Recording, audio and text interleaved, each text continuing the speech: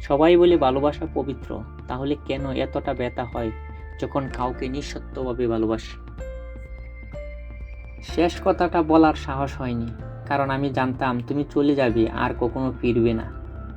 ভালোবাসা যদি শুধু অপেক্ষা হয়ে দাঁড়ায়, তবে সেটা আর ভালোবাসা থাকে না, সেটা হয়ে যায় অভিশাপ।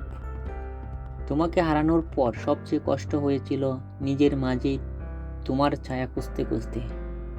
কিছু সম্পর্কের শেষ নেই, তবুও মানুষ হাঁটতে হাঁটতে হারিয়ে যায়। ভুল করে ভেবেছিলাম তুমি শেষ পর্যন্ত আমারই থাকবে, ভুলটা আজও বলতে পারিনি। এক সময় আমার পৃথিবী ছিলে তুমি, আজ আমি নিজেই পৃথিবীতে হারিয়ে গেছি।